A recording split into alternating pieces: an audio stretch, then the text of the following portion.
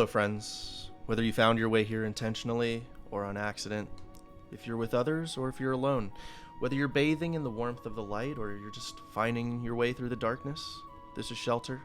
This is home. This is Welcome to Traverse Town.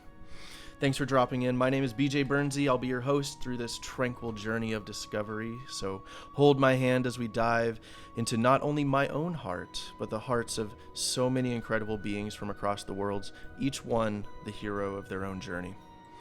Crossing the threshold with me today is a particularly wonderful human being. He's an extremely talented musician. He is a member of the Unversed Network. He can make a mean cup of coffee, and most importantly, he's someone I've been lucky enough to call a friend for what is quickly becoming a pretty decent amount of time. It's the one, the only, Ryan, aka Sonoran. How's it going, dude? Hello. What's up? Good to be here. Dude, that was a legendary intro. Oh my gosh. Good. Thank you. The cadence. I wrote it today. My goodness. Thanks, Dang. man. So I'm gonna start by just sort of handing the floor over to you. I'm gonna shut the fuck up. Go ahead, introduce yourself, and then just talk about your connection to Kingdom Hearts and what it means to you. For sure. So my name is Ryan. My alias, I guess, for all the things with Unversed and also just me as a musician is Sonoran. I got that from growing up in Arizona, specifically the East Valley and like the suburbs of Phoenix. And that's the Sonoran Desert. Nobody ever knows what that is, so I'm always explaining it. But then I always like the desert at night because it was a lot less harsh than in the morning. So anyways, yeah, so that's Sonoran. That's the name I picked. I've been making music for a little bit over, 12 years. I started out like in high school, just in a band, and then I did another career in nonprofit youth ministry, working in church, and I found that I like to keep making music even along the way. Here I am with, wait, hold on. What am I going to call you right now? What's your name? You call me BJ's fine. Okay. Here I am with BJ Bernsey. That's what I like to just wrap that up with, BJ Bernsey.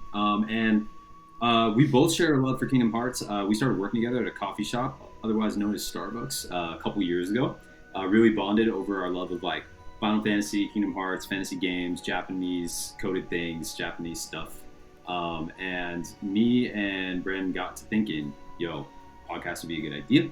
And so for me, what Kingdom Hearts means is that it's a concept and a game that really kind of encapsulates such big questions in life. I think Kingdom Hearts is probably, even though it's not a very linear enterprise, it is one of those enterprises that tackles some of the most, I think, heavy-hitting questions about what it means to exist, what it means to not exist, what it means to love, what it means to feel loved, what it means to fight, what it means to stop fighting.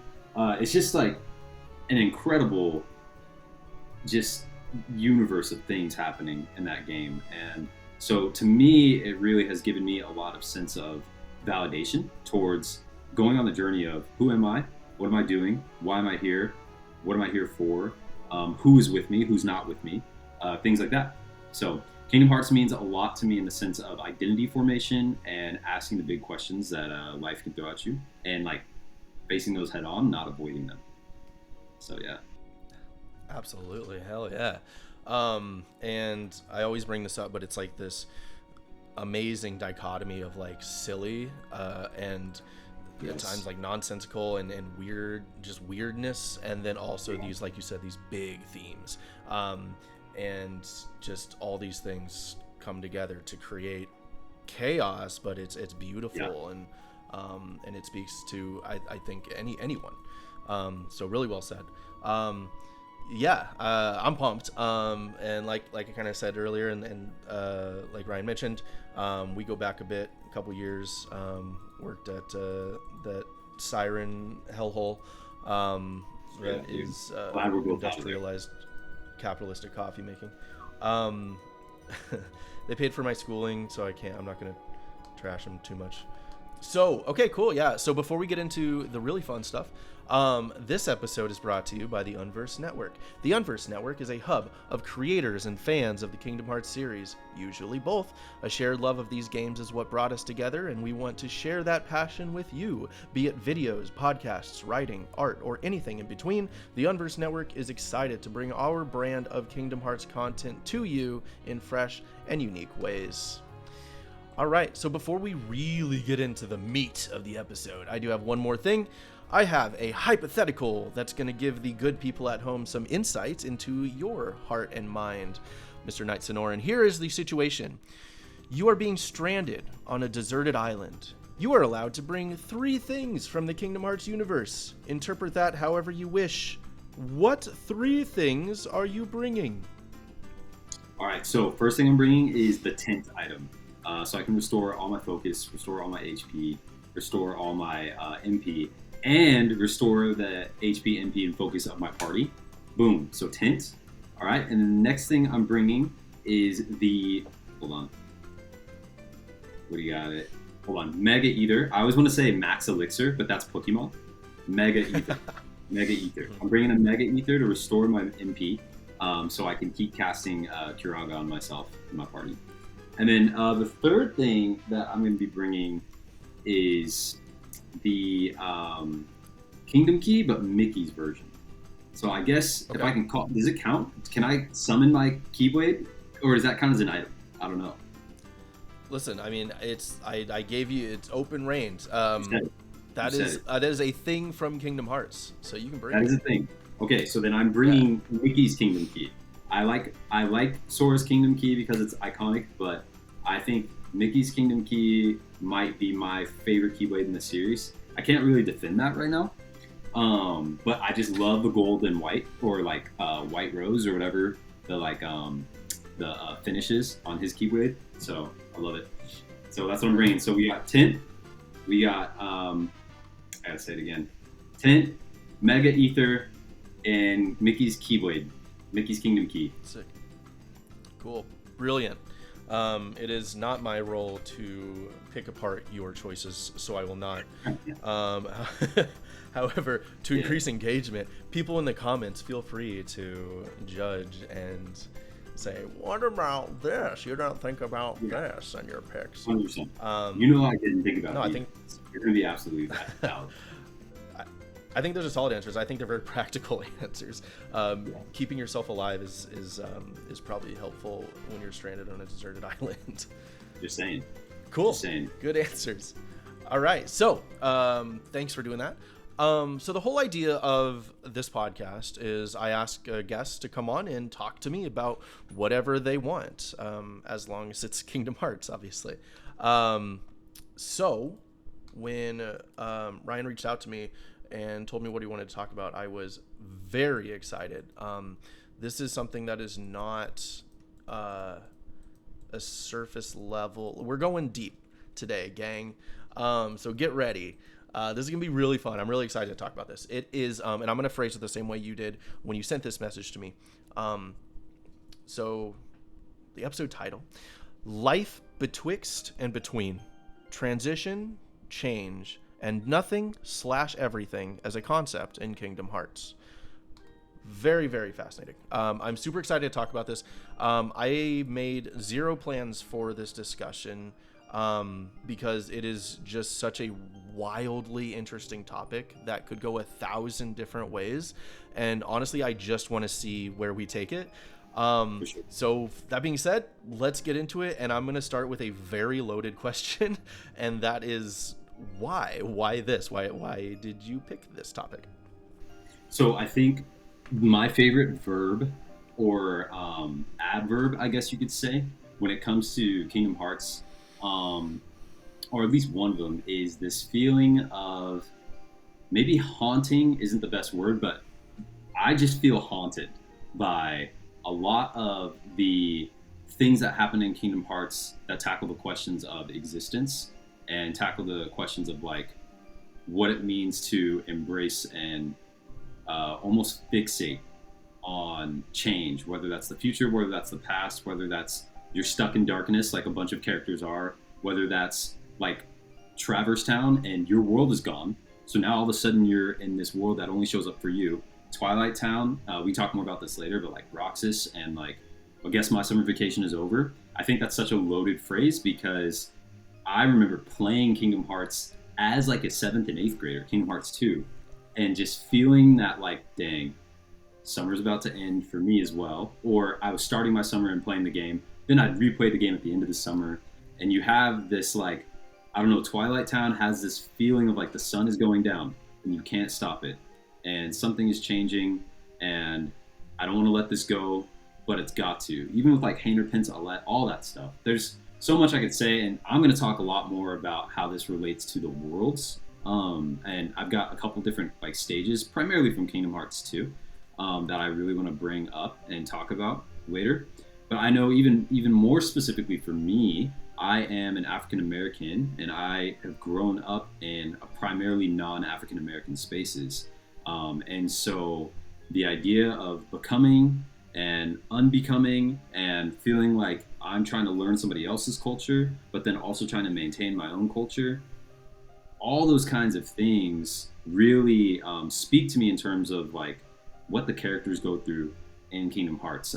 I connect that racially. I connect that just even as like a man and a human being, even as a millennial. I'm 32, so I'm a younger millennial, but not an older millennial. And I feel like if you're on the back end of being a millennial, you're not quite Z, but you're also maybe in your 30s, not quite owning a home and having kids and having cars or like a stable job. I think a lot of us in our early 30s right now are experiencing that, even mid 30s. And so, yeah, that's kind of why I wanted to tackle this, because I think it's an all-encompassing thing. And I'll come back to what I said originally about this. I feel haunted by these themes in Kingdom Hearts and some of the worlds that you go through and the questions they ask. So, Yes. yeah. Hell yeah. Hell yes. Brilliant. Well said. Thanks, dude. Haunted is interesting. Would you say, because the idea of like the uncanny is interesting to me, right? Yeah. It's like this sort of thing where it's recognizable, but there's something just off about it, right? Ooh, that's nice. Yeah. Right. So I think we can absolutely bring that into a lot of different areas in Kingdom Hearts. But let's talk about the first thing you mentioned. We'll go just chronologically through the series, I guess, with those things that you mentioned. Sure. Traverse Town, our podcast namesake. For sure. It's the place where I guess lost souls come to rest, right? When their worlds are destroyed, it's the remnants of their worlds, and it's meant to be temporary, but it also feels so much like home, right? Right. So what is so I guess what is Traverse Town in this context for you with this whole like in between thing? Yeah, so I think Traverse Town is so genius because, and this is a concept I think you explained to me when we were at Reconnect this year, was that, or it's just something that has been lost because there's so many little intricacies of Kingdom Hearts, but Traverse Town itself has, does it have a heart or does it have a spirit about it, a soul about it? I don't know. The worlds actually have their own sense of being, right? Something like that. Yep. Yeah. Yep, So the worlds have hearts themselves. Yeah. right. So Traverse Town is fascinating because it pulls up for people who feel like their hearts are probably in shambles or they don't have any idea where really to go. But what you said about it feeling familiar is also fascinating to me because Traverse Town to me is like a consistent thing that shows up in the entire series. And it really to me feels like, okay, we have to start here. You have to start with the idea of like lostness, and just embrace that. Like Traverse Town as a town just embraces the fact that you don't know where you're going, and the fact that it only shows up to people who've lost their way, lost their world, is just so genius to me because that uncanniness that you're even saying, it becomes whatever is necessary for that journey to start, to either find your way back or start something new, which again is change. And so Traverse Town by its definition is like, hey, come through here, but it shows up for you when you're going through, like, it's just such a genius concept to me. And I'm haunted by Traverse Town because a part of me wants to stay there, right? Like I love getting to go through Traverse Town, the worlds, or seeing different people. I'll never forget seeing like Leon from Squall from Final Fantasy VIII for the first time in Traverse Town. And I was like, damn, why'd they put him in here? But it was just like, yo, this is so cool. Like, he's here. This is valid. This is a valid place. Things happen, but you're not supposed to stay there. Like, Traverse Town is just supposed to push you on. You're supposed to keep going. You're supposed to move through. And if you're somebody who is struggling with change or you're struggling with losing something, I tend to be melancholy and romanticize loss a little bit. I like to romanticize grief. I like to romanticize even this concept we're talking about, change, right? But the reality of Traverse Town is it's only supposed to be, like you said, temporary. And I think that's beautiful, because whatever connections you might make in Traverse Town, whatever like friends you might connect with, whoever might be going through your same situation, there's that thing in the back of your head that's like, okay, this is what I need right now, but it's not what I need forever. And I don't think I would want to even stay in Traverse Town forever. And in Kingdom Hearts, you don't want to stay in Traverse Town forever. It always shows you something that you're supposed to do next, or it gives you clues as to what's happening next. And I think that's a really beautiful concept. I think everybody needs a Traverse Town in their life, and we probably go through a lot of Traverse Towns in our lives. And I think it does a way different thing than Twilight Town, which we can talk about later. But yeah, dude. So I don't know. What do you think about that? Like when you think about Traverse Town, what comes up for you? Well, I'm gonna pick on something that you said that was let's not move on really too quick.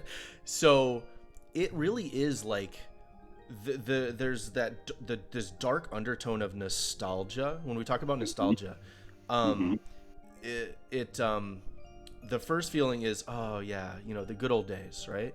Yeah. But the unspoken tragedy of that, I guess, is that you can't dwell there like you're talking about. You're not meant to stay in nostalgia world, right? Right. You're supposed to move on. And when you talk about haunting, that is very haunting, because you'll get in a lot of trouble if you sit in that sort of just reminisce mode for too long, right? And Traverse Town is very much nostalgia, I think, in a world. Twilight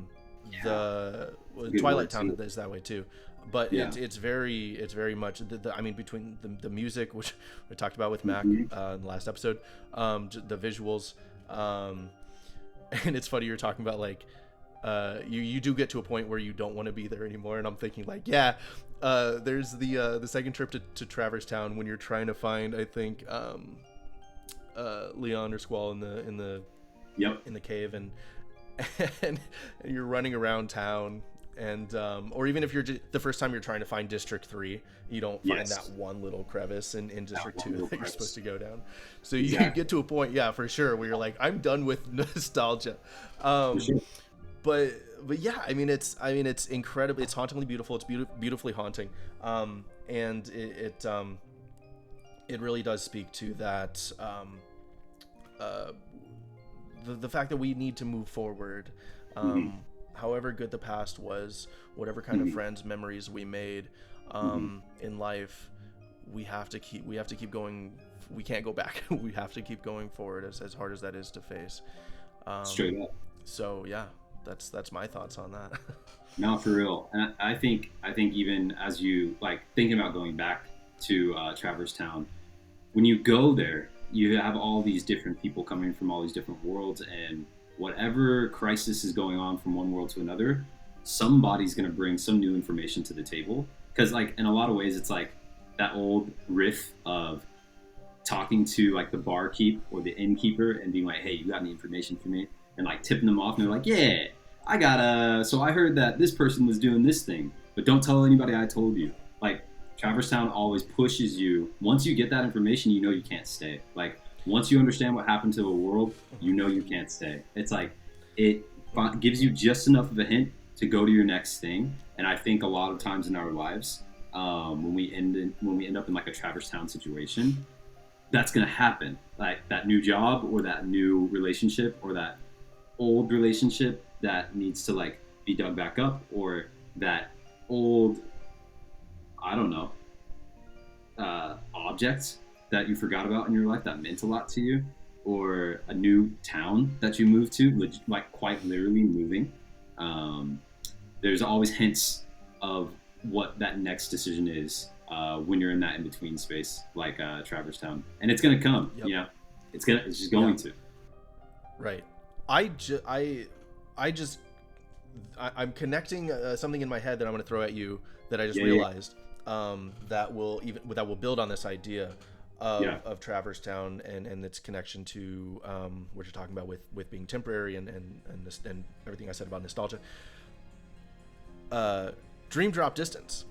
Right. We returned to Traverse Town. Dude. We returned to Traverse Town, and not only that, we find an entire new area of Traverse Town, right? Yes. So underneath a familiar thing, we talk about the uncanny being familiar, and there's something weird. The mailbox, we know the mailbox. We move the mailbox. We go into this new district in this massive underground mailroom thing. There's a connection there between what we're just talking about, because when we have that nostalgia, when we look back at these memories, we'll think about it completely differently at one point in our lives than we will at a future point. When we get to that second point in our lives, now we have this new perspective that we didn't have before, right? And going down into that other part of Traverse Town, that's the new perspective, and you're seeing this world from a totally different point of view now, which I'm not a smart enough man to talk about everything that means, but there's something there. There's definitely something there, and just that, just how it shows up differently for everyone, but there's something underneath connecting.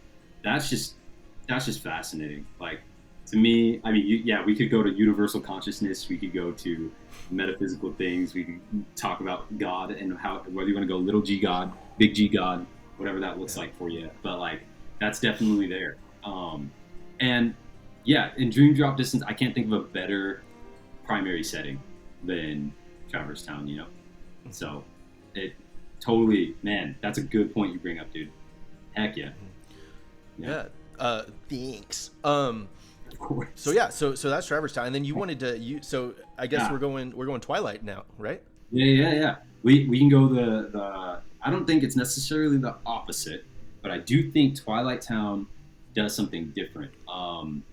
So to me, my understanding of Twilight Town, when I think about the Days trio, and then I just think about Roxas, and I think about how that was the place we were primarily introduced to the concept of nobodies. I think nobodies is another fascinating little riff in this idea, because for me, what taunts me about nobodies, and I think this is one of the first things we talked about when we were working at Starbucks over the headset, just slaving away making frappuccinos. I am just so fascinated that the writers of Kingdom Hearts, Nomura, whoever was on the team, came up with this idea of something that just wants to be alive. And having your first instance of Twilight Town be this nobody, and then the concept of a nobody, and the concept of a thing that doesn't exist that just wants to exist. And then thinking about how Roxas is trying to essentially find his way into and remain in a friend group, but then things start to like fall apart. It's like as the sun is setting at twilight or evening, right? It's not quite nighttime yet. You just have this like, oh no, I'm losing the sense of light that I thought that I had.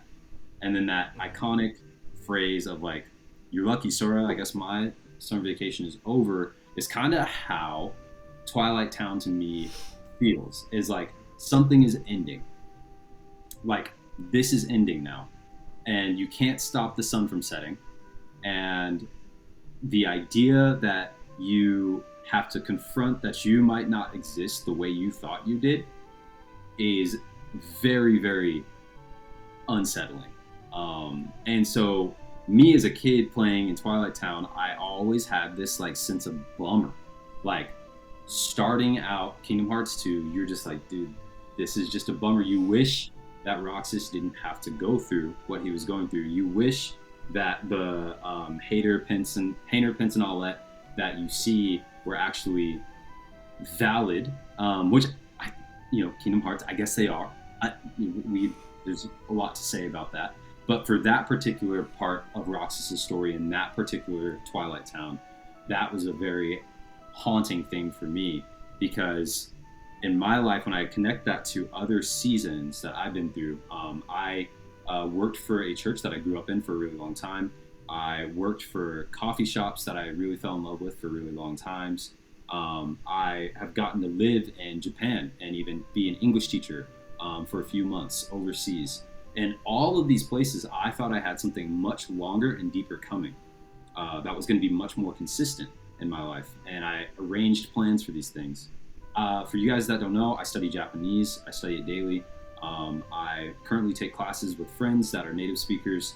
I am about to start working for a historically Japanese company that's been around for 100 years in Japan and like a couple decades in the US, which is super cool. But I thought I would be living there. I thought that I was going to study Japanese, go be an English teacher in Japan, stay there.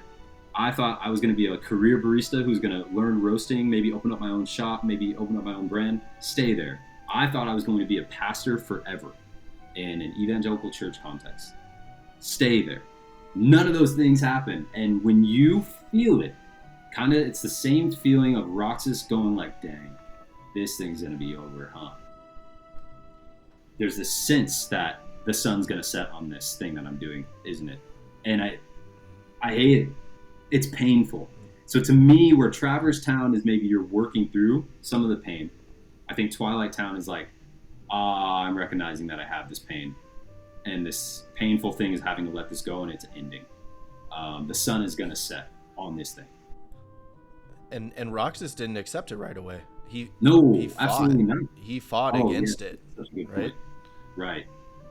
Right. And which we all do. It's natural when change is coming, especially when change is coming to a good thing, a really good thing.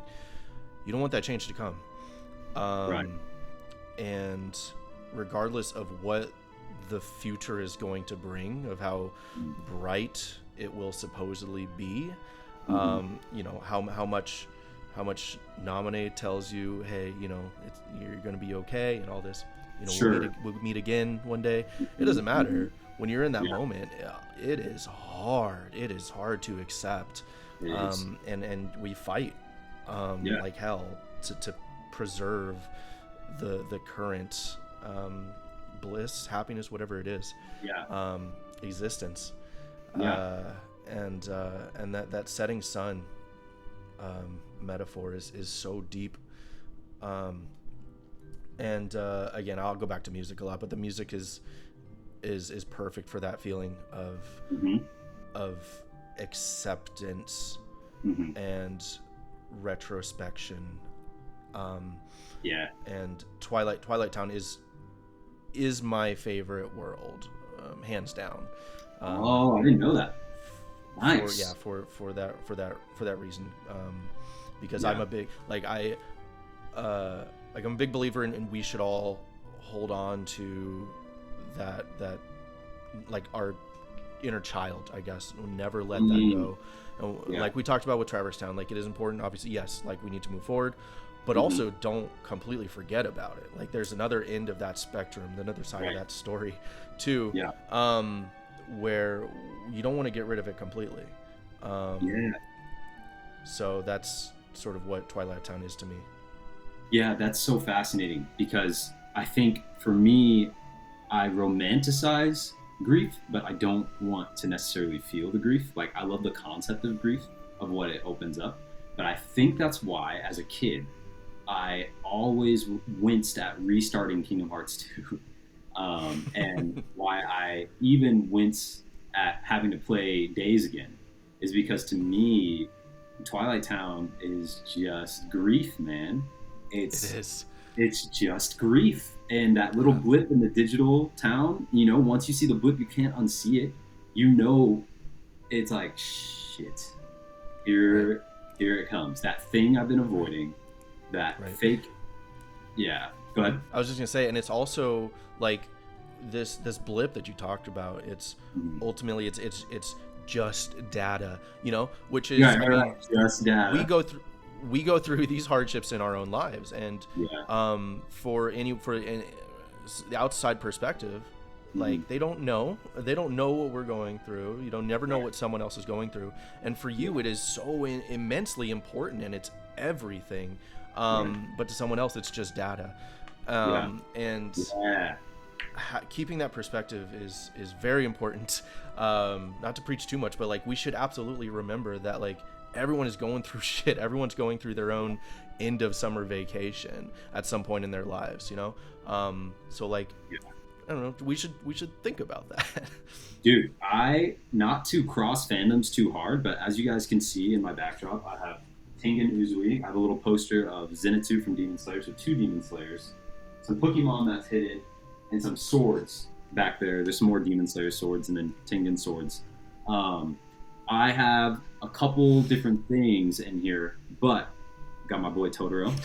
I would say something that I've been thinking about recently a lot is with these games and a couple fandoms in general. I'm grinding One Piece right now, and I am grinding Kingdom Hearts 3 right now, and I think I have a hunch that unless you are predilect, and this not the whole world needs to be empaths, okay? Not the whole world.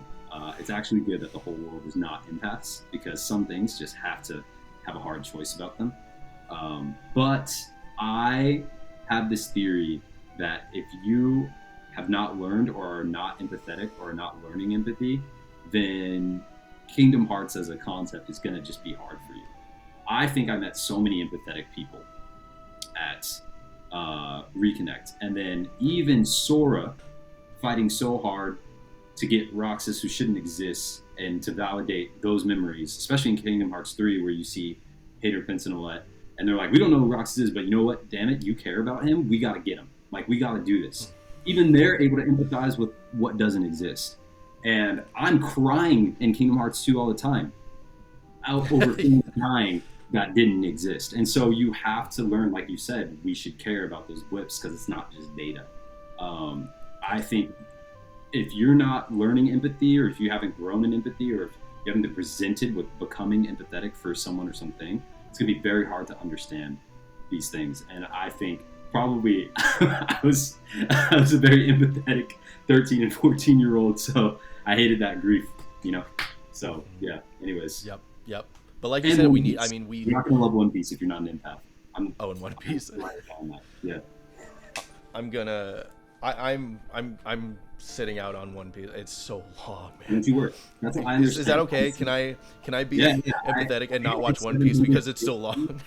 No, no, no. I've hit 751 episodes, which is like even with filler, probably around 680 that I've watched. So, is what Yeah. it is. Yeah. Um, I I'm not one to talk. I binged the Yeah. entire X-Files series over the course of a summer. Um, Hey. that's a lot. Not quite 700, but Yeah. um, yeah. But anyways, oh, and yeah, I was just gonna put a cherry on that. It like romanticizing grief, romanticizing pain, all those things. Mhm. I tend to do that too, and not because I don't want to be there. I don't want to be in pain. I don't want to feel grief, Mhm. but I do want to feel joy and love, and Right. and you cannot feel those things if you don't feel grief and pain. If you don't go Um, through it, dude. If you don't go right. through, So you need straight up. absolutely need the yin to the yang. Mhm. Cool. Okay. Yeah. So and Yep. then we'll keep going. There was a couple other things, right, that you Yeah, yeah, yeah. on this I sort of want to, journey. yeah, I want to hit on men. Fascinating. There's so much to say about these worlds, just those first two worlds that I'm like, oh, I could circle back. But let's. What I'm gonna do instead is I wanna drop the other place. So Dark Meridian for me has always been visually super appealing and also seems to be something that my soul, like my psyche, just latches onto. So I just latch onto the Dark Meridian. there's all these conversations that happen, and when I was younger, I would always be confused as to who was talking to who. And thinking about Aqua being stuck there forever, thinking about how much time Riku and Mickey spend in there, thinking And real about quick, sorry, I just want to, because Dark Mirror, it's never really like named. So you're talking oh yeah about yeah yeah the like yeah the beach in the world of darkness, right? right, the beach in the world of Okay, cool. darkness. So for me, Right. the beach in the world of darkness is this like I'm sitting at this beach and You I'm can say looking. Dark Meridian. It's not called the beach in the world of darkness. That was just Right, right, my, right. because I don't think they ever specifically explicitly say Dark Meridian. They never So do. we can No. stick with that. Please don't call it the beach in the world of darkness. Yeah, yeah. Well, I mean that. So for me, when I quit ministry, that was a really big deal for me. I would still consider myself a Christian. That's neither here nor there, but that was really important to me to figure out what I was going to do next. And I have a song, not to just plug myself, but literally when I was writing the lyrics for the song that I have for an EP called Horizons, the song is called Dreams and Visions. All I had in my head was those scenes of anyone, literally everyone from the series that walks there, talking, sitting on a log, on that beach, on the Dark Meridian, looking and discussing some sort of coded conversation that you won't figure out until the next game, the next scene, the next whatever, right? Dark Meridian always just drops these clues. Different than Traverse Town, because Traverse Town has like hope to it. Dark Meridian is like 10 toes down, standing on business. We're going through the thick of this. Unlike Aqua's Crash Out, valid. Absolutely valid in there. Somebody needs to come get her ass. It's been 10, well, I think 10 years? I don't know. I don't know what the timing is, but it's been there. Yeah. And for me, in my EP, that was called the Horizons EP, you can listen to it. The first song, Dreams and Visions, in the chorus I say, light it up, there's another way. Dreams and visions on a twilight bay. Dimensional is the truth I speak. Fire in my bones is the light I leak. And when I talk about a twilight bay, I'm not talking about Twilight Town, I'm not talking about Traverse Town. I'm talking about the Dark Meridian and the sun moon thing. Because you're seeing something reflect. And I'm like, that's not the sun, it's not a moon. I don't really know what's going on. I don't know. But to me, the Dark Meridian is like that deepest part of you that knows you have to embrace the mess. Not the nice part, but the mess of transition. And you may have started your journey, but when you start that journey, you got to deep dive down into that darkness. And I think the Dark Meridian is such a cool visual of a little glimpse of light, but it's dark in there, man. It is not chill, and it's scary, and it's probably cold, and it's wet, and it's not warm. Beautiful. It's just a beautiful level to me, and something that's etched in my mind. And as I think about writing lyrics, and that first song of my EP, Horizons, Dreams and Visions, really to me was written around that as like a conceptual base. I was gonna say those lyrics are extremely Kingdom Hearts coded. Oh, for sure. I can't recoded, if you will. Nice. So like even meeting you, BJ, when we were working together, I was in yet another period of transition, because that's when I was planning on going to English school, Japanese school in Japan, and I had just finished teaching at a substitute teaching school, or at a substitute teaching position at a junior high and high school, or like just a district. And I also, we don't have to talk about it on here, but I remember experiencing something that was really earth-shattering for me as a person, kind of coming from a more religious background, and you just like processing through that with me. And I don't really think you find answers in the Dark Meridian. You just go there. You know, there's not a lot of answering happening there. You are just deep in the thick. You're asking a lot of questions, but you're not answering a lot of them. Unless you're going there with someone else. Oh, that's true. Facts. Hold on. You got me. So You got me. End of KH2, Sora and Riku. Right. That's true. Mm-hmm. Riku and Mickey, Aqua, Yep. having conversations about what the fuck are you doing? Right. I think it might fall apart when we talk about Roxas and Xemnas. I don't know if they accomplish anything together, but I guess they kind of help each other find themselves. Yeah. That Roxas but I mean, yeah, okay, yeah. I was also gonna say the sun moon thing. I think it's probably supposed to be a moon. It's Right. some light, right, on the It's horizon, sunlight. Right. and I think it is it almost it seems to represent like a faint hope, right? Because Hmm. it's a light, it's a source of light in this world of darkness, but it's also very clearly unreachable, right? Yes, I was gonna say you're not doing much with that. You it's not it's reminding you that there is light, but at the Mm. same time it's not and I don't know where I'm trying to go with this, but that's I mean Yeah.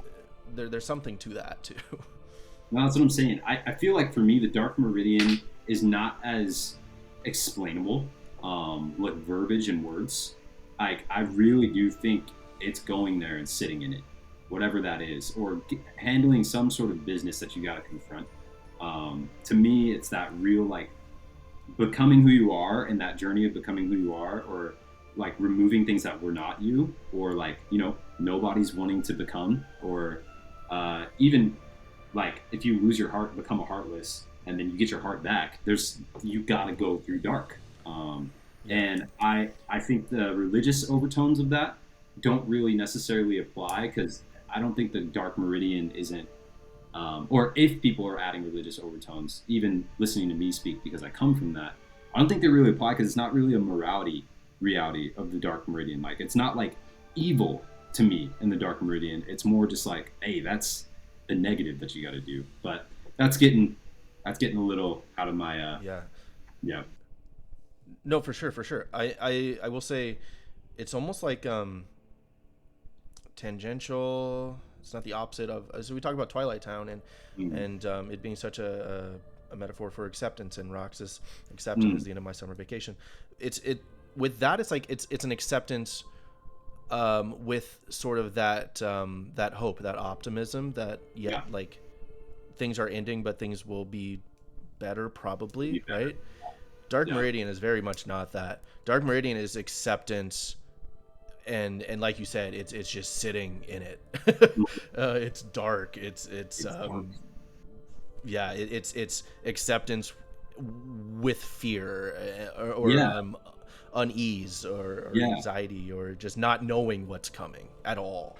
for sure, for sure. There's that. It is not a confident place to be, and Right. I think for me that's really important. I would even say, dude, bringing it into real life right now. I've moved. I'm currently. I don't know when this will get uploaded, but it's currently August right now, end of August, and I moved out to Southern California, probably peak expensive in the United States, with two friends, and all of us didn't have actual full time jobs. And thankfully, all those things are getting dealt with, and we're all employed now, and have jobs coming or income coming. But we really stepped out into it, and all three of us were former evangelical ministers to a degree. And so me and my friends are definitely experiencing blips of dark meridians in our own lives where you just really don't have the answers for the things, but you are going in it. And I think it's hard to explain with words what that feeling is like, but you also kind of know you're supposed to be there. Like it sucks to have to go through the dark, but then you also kind of are like, oh, I do have to sit on this bench and look at this moonlight thing that's unreachable. Like shit, I gotta do that. And I've had a lot of conversations in the last 10 months since I've moved here, where having less money and moving to a new place and not being sure what your next step is really brings out some deep parts of you that you have to tackle. Um, Yeah. and again, Aqua's crash out, valid. That's Yes. all I'll say. Absolutely. Yeah. I remember being just my own anecdote. Mm, My LA experience mm, was fairly short lived, but I went out there on. I went to school for audio engineering. I did nothing with it. I did there's an internship that was part of the program. So I moved from Phoenix to LA, and I was out there for about 9 to 10 months. mm, Um, and there, I went out there full of optimism and hope. And when you are interning at a recording studio in LA, mm, uh, you got to be networking. I mean, you got to be in it 1,000%. And I was young, and I didn't know that that's what you had to do. I thought it was just like a, wait, it's time to go to work. Okay, my shift is over. Time to go home, and now I play video games and have fun.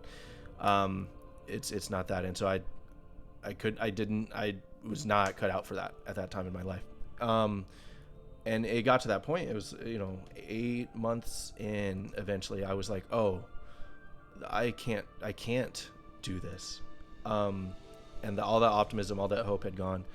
And I remember sitting in my room at the time and just I genuinely was just staring at my wall, and just accepting it and being very scared about what was coming, because this was my dream. This was my, you go through high school and then you go through college, and you have this one goal, this career path that you're on, and that becomes your life. And I was like, that was my life. That was what I was going to do with the rest of my life. I was going to be in audio, and I was going to be work in post-production, audio and sound design and stuff. And then it was like, oh, that isn't happening. So like, who am I? Right. Like identity crash, and very much, Aqua losing herself to darkness, and that was for me, because I was terrified. I had to move back home. When you're on an internship in LA, you're not getting paid, and I was living off of savings, and there was no jobs for me, and my savings had dried up, and I had to move back. Unfortunately, had some friends I can move in with, which my friends are my power, so that's cool. But yeah, so it was just accepting it and being scared. Right. But looking back on it, I wouldn't change a thing. Sure. I needed that, and I grew so much going through those trials, and you don't realize it when you're in it. Nobody in the Kingdom Hearts, aside from me, probably Sora, when they're at that bay, none of them are like, this is good for me. It's a very dark place to be. Right. But in the grand scheme of things, it is incredibly important to be there, right? Man, the themes of our lives, man. I don't know if it's just what it is or what, man.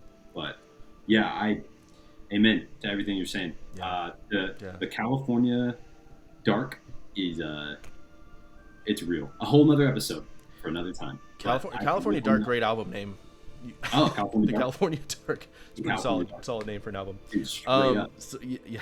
All right, so we don't want to sit there too long. Right. But yeah, it is important to sit there. But yeah, I think there was one more thing you wanted to talk about that you listed off in the beginning, right?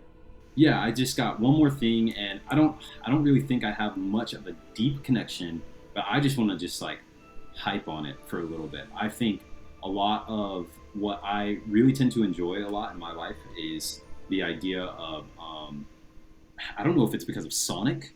I don't know if it's because of this, like the Sega team. There's this early game called Nights into Dreams. We had Sonic Adventure 2 Battle. We have Kingdom Hearts. We have just the concept of dreams and stuff. I'd sing about them a lot. Even the song Galaxy Eyes that we use for like our little Meet the Team video.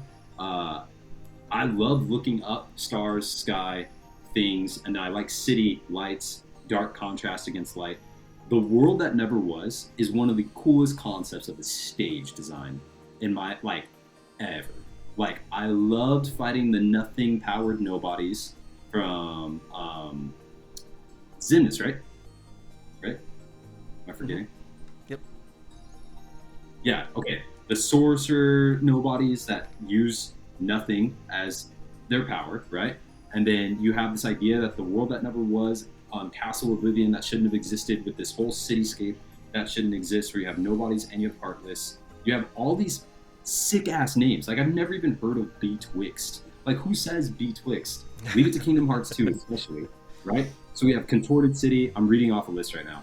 Avenue to Dreams is in that's in the Dream Drop Distance. You have the World of Nothing, Brink of Despair, Memory Skyscraper. I remember AMVs popping off in like 2004 maybe. I was playing RuneScape and I was watching this like one AMV of just like a clip of like Riku fighting Roxas and like falling down the skyscraper and like throwing him a keyway to throw hands real quick to test him.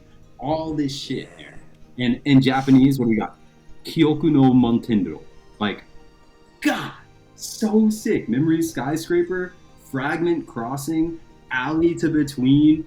Like, I just love riffing on that. I don't really have much to say metaphorically that hasn't already been said, but I think to go through a world that never was and fight your way through it, to both destroy what wants to be and then to like become who you are in something that isn't, is just it, dude. And then for Riku and Sora at the end of KH2 to have to like throw hands together again in the in between is just brilliant.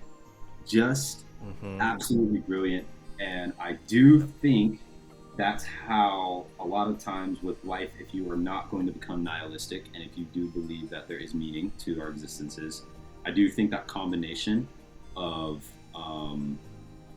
an entire city that doesn't exist and an entire concept that doesn't exist, and then fighting through darkness so that you can exist again, or fighting what isn't that wants to be, is kind of how all your decisions that you've made in your life end up coming together when things do work out.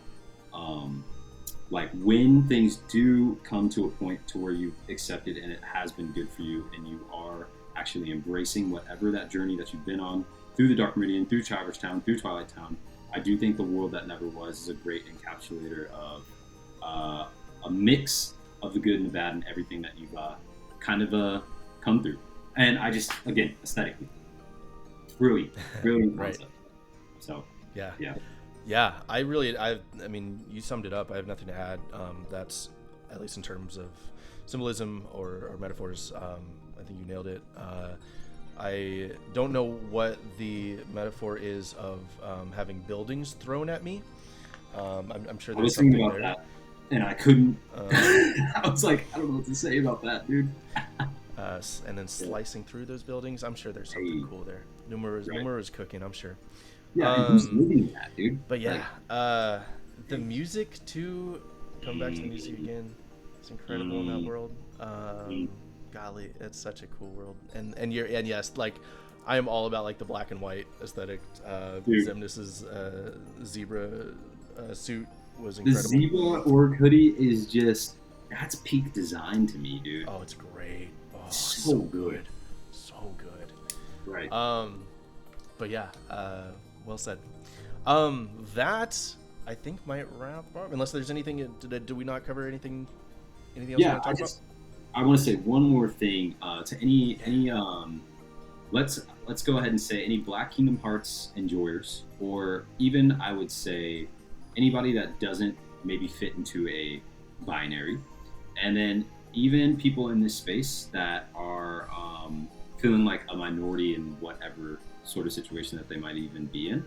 I just want to encourage you to embrace anything that we just talked about that you might really identify with, whether that's trying to become, whether that's trying to unbecome, whether that's trying to deal with grief, or whether it's like looking for clues for whatever's next. I don't want you to stop the journey. I think BJ said something about we're all heroes in our own journey, and I just want you to also like just embrace whatever precarious situation you feel like you're in, especially me as a Black person growing up in America, not in primarily white spaces, has an interest, or primarily white spaces, but then has an interest in Japanese. I think what it's done is actually become a lot more of my power, you could say, for empathizing with other people, empathizing and giving grace to myself, doing the best I could with what I had, and then also making you a really strong it's made me a really strong like cross-cultural interpreter. And again, that bleeds into empathy, that bleeds into a sense of self for myself. So if you're on that journey and you feel overlooked, or if you're on this journey and you feel like Kingdom Hearts is speaking to you in a really deep way, I would just encourage you to sit with maybe something that me or DJ said about these things, because yeah, I think this is such an important game to my life, and these themes that we talked about have been super important to me and will continue to be. So, yeah, that's what I want to say, just to address that in the room very specifically. So, I almost don't want to. I just want to sit in that. That's beautiful. I will not sit in it too long. I think we can wrap things up. I am so happy that you came on and did this episode with me. Very happy, very proud to call you my friend. And this has been fun. Would love to have you back on. Anything? You got to plug your stuff, man. Plug your stuff. oh yeah, Where can we find you? Same here to call you my friend, dude. I'm so glad we met a couple years ago and that we're still doing this thing. And honestly, you've been a great push to. I didn't think video game content or like video game adjacent content would be something I'd ever really do outside of like streaming Fortnite with some boys. But I'm actually super excited to be part of the Unversed and everything. And so thank you for pushing and organizing. If you guys don't know, BJ Bernsey is like ultimate organizer, and we love that about him. And yeah, I just dropped a new music video for a song called Cloud Climbing, which just talks about kind of the end of going through a lot of hard things and just like feeling hope and trust and excitement again. It's called Cloud Climbing. There's some Japanese in there, super stoked. I filmed it with 3 friends, 3 iPhones at a beach, and edited it myself. So please go check that out. I'm on every major platform. Night Sonoran. Night Sonoran. And spell that? NIGHTSONORAN, like the desert. Give them a follow. The music is really good. Check out our intro, our welcome video. It's the song you'll hear in that one. Galaxy Eyes is incredible. And yeah, with that, thanks again, Ryan, for coming on. And to the rest of y'all, we'll see you next time, and may your heart be your guiding key. Amen.